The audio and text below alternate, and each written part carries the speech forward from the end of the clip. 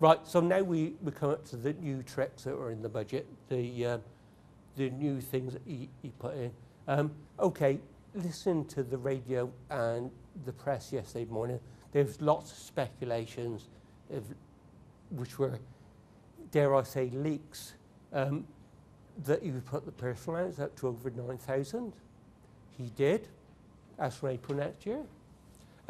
But what he also did, and that wasn't announced, he actually squeezed the basic rate band. He put personal allowances up by £1,100, but he reduced the amount before you pay higher rate tax by £2,200. So to higher rate taxpayers, the benefit of the increase will only be about a quarter of what it would be to basic rate taxpayers. And to those who don't pay tax anyway already, there's no benefit. But as John said to me last night, it might encourage people to go back to work. Because if they now think they can earn the money without paying tax, rather than get benefits without paying tax, they might be interested.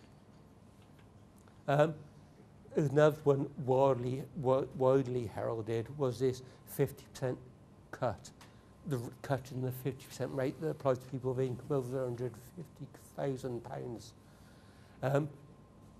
It was, okay, it's been backed around for a long time, but at the end of the day, he's cut it from 50% to 45% as from April next year.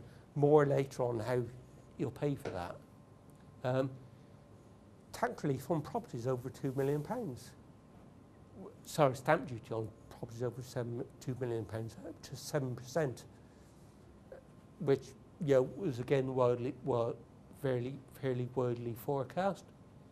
And he was going to stop these damn awful people who buy properties through companies and avoid paying stamp duty. But I can't quite fathom this. They avoid paying stamp duty, so he's put it to 15%. But won't they avoid the 15% because they're not residents? How will the revenue going to chase them for it? More, I'm sure, on that. Child benefit. This was a very hot potato a little while back, where it was very much a cliff edge. If one person in the family was liable to higher rate tax, then no child benefit. Whereas you could have two people earning just below the higher rate limit that did get child benefit.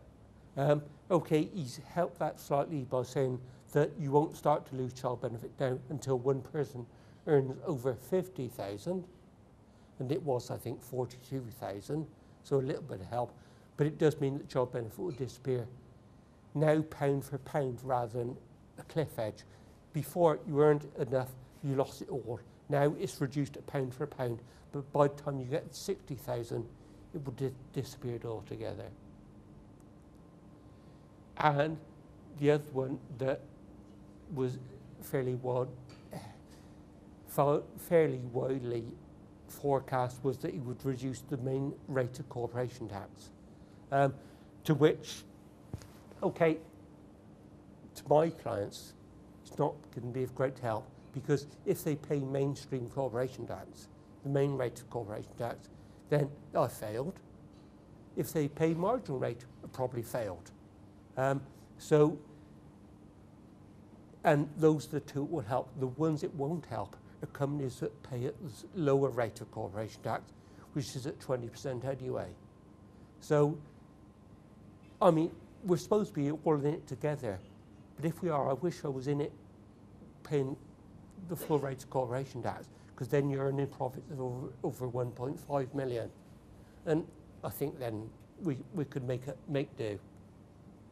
The one he got wrong, well, he got half wrong, was he said that there was going to, the paper said there was going to be something in the budget about national pay rates, i.e. paying different parts of the country different rates for doing the same job.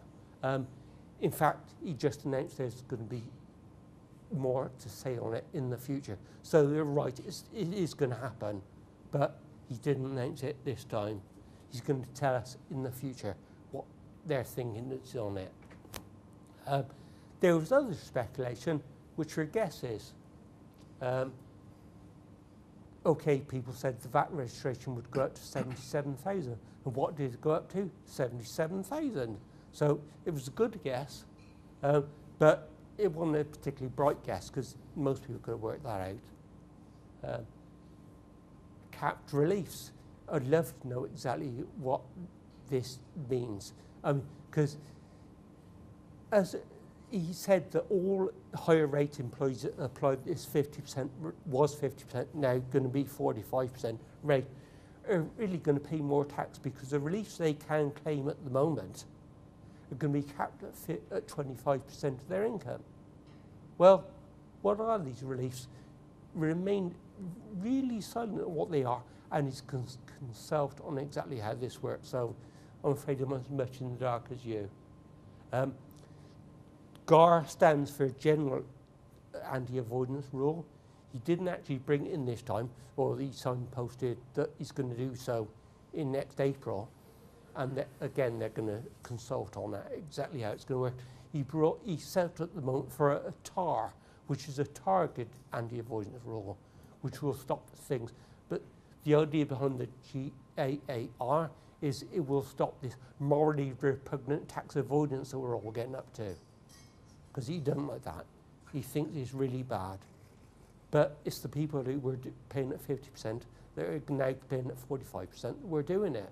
So, and if the reduction from 50 to 45% was such a good idea, was he doing it next year? Was he not doing it this year? I don't know. Cash basis for small businesses. I mean, to make it easy on small businesses, they were be able to return the basis of the cash they've received rather than what they've earned. The only trouble is small business is below the VAT threshold of £77,000 turnover. It's not going to apply to many businesses. I mean, really, you're talking about one-man bands. If you employ someone, you're probably going to turn over more than 77,000. There was yet more, they forecast yet more on the bank levy, and surprise there was. Pensions relief, they got this one wrong. They forecast that the allowance that you could receive of a maximum of 50,000 would be affected. He didn't, as far as I'm aware, Paul, he didn't affect that, did he? Didn't change that, no. Right. I was going to finish with this slide, but it's a dreary point to finish on. So I've muddled my slides around, and he's also done consultation on removal of VAT anomalies. So all these things he thinks are VAT anomalies. And sorry if I'm so cynical about consultations, but there's a little, for those of you that can't read that, all those faces of George Bush, and it says we're ready to begin the inquiry into false and misleading claims of Iraqi weapons of mass destruction. I mean, basically, the VAT man doesn't like it. That's why they've done the consultation on these things, and they will change. Sure as eggs are eggs. So what did he come up with that wasn't forecast, what was out of the blue, if you like? Tax relief for video games. Well, video games and telly programs, animation, that kind of thing. And what was mentioned is Wallace and Gromit. And it caused a good deal of hilarity, partly, mostly, I think, because of his similarity to them. And the other thing he brought out, and why apparently the biggest trending word on Twitter last night was granny tax, was how's he paid for this reduction of 50%, how's he seen as paying for this reduction from 50 to 45% for the higher paid? He's done it by freezing the age or the allowance that parties over 65 get. I mean, when he originally announced it, I thought this is a great bit of politicking, because he used the magic word, this is simplification of the age allowance. We're going to simplify it and we're going to freeze it. Then I thought, that means it's going to go. And sure enough, the headlines as I was driving this morning, all the papers are on about the fact that the pensioners are being hit badly by this budget. I mean, their allowances at the moment are 10,000 and a little bit more if you're over 75. If the budget, or if the Lib Dems aim comes about, which is to increase personal allowances to 10,000 within the life of this Parliament, which was April 2005, but possibly will now be April 2004, they'll be able to do it by. That 10,000 they get isn't going to be a great deal, is it? We're all going to be getting 10,000, because believe it or not, I'm not 65 yet. And it's going to really affect our most famous pensioners. I mean, to quote, we are not amused. Right, back to you, John. Thank you, Chris. Excuse me. One of the things that Chris has pointed out, though, is that certainly it's going to help bigger businesses with the reductions in corporation tax, but there's not a great deal for the smaller businesses from the tax system anyway. Government, though, has set about setting up some other measures to try and help, because amazingly, budget isn't just about the tax system. Sorry. It is about other things, finding investment for businesses and so on. And the government said that they will allocate £100 million of the business finance partnership to invest through non-traditional lending channels.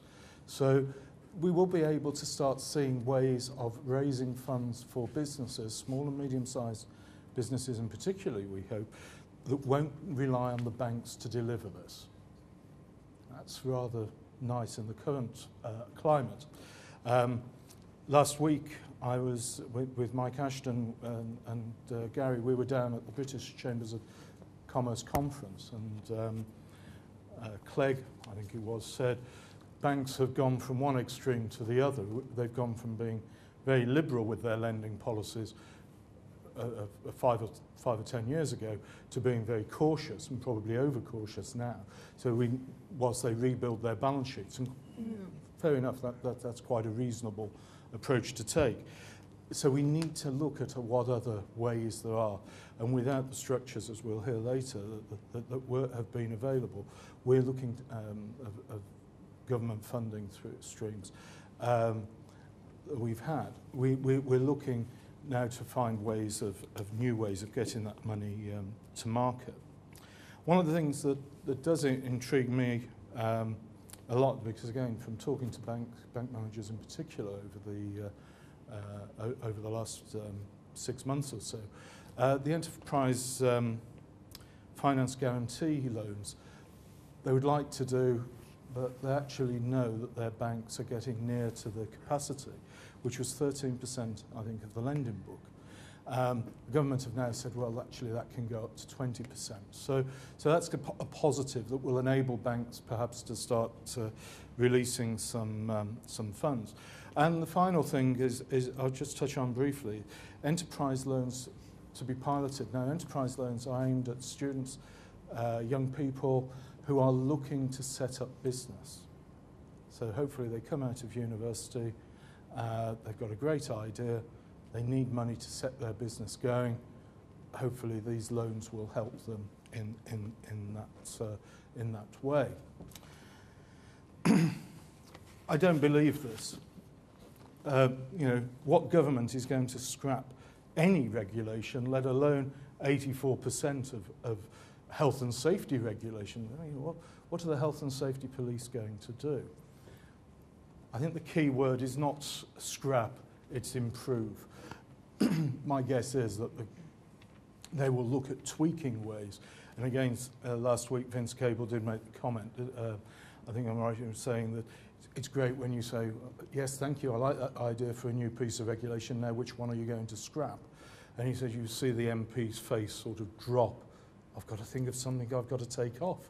And certainly I should imagine the civil servants' faces will drop in that scenario. But they're sort of looking at sort of tweaking things. One of the key things, I think, is is to ensure that if you have done everything that is reasonably practicable and foreseeable to protect your employees, then as an employer, you will not have a breach of duty in civil law. Still got you under criminal law there, which is quite a frightening thought. Environmental regulation, again, is going to be rationalised. There's a whole stream of things that they're looking to do there, including simplifying the system for recording waste transfer, developing an electronic system for registering waste transfer, and considering allowing electronically uploaded hazardous waste returns. It'll be an interesting exercise for those people that are going through all the legislation, for those people that are involved in waste.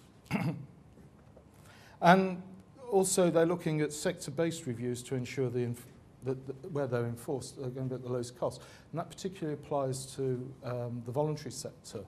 I was astounded last autumn. I'd never given this any thought at all. I was at a charity event, there were over 100 people there, and the host actually stood and said, by the way, we have 2 first aiders in the room, they are A and B. You know, if you've got 100 people there, you've got to have it present at a voluntary event, you've got to have the first aiders present. Wow. You know, all we were there was to drink some wine and eat some cheese. I don't know what they were expecting us to do. It's one of those problems. And finally, just briefly to touch on planning, we've heard a lot in the press over the past few months of the National Planning Policy Framework. The government will publish that by the end of March, coming into force for plan making and decisions from that point onwards. That I think will be quite an interesting thing. I'm sure that the local authorities, Gary will, and the LEPs will love that. Planning simplification, I love that word simplification because they never do manage to simplify it, but let's hope that they will get somewhere on that. And the removal of duplication for the consenting regime for major infrastructure development.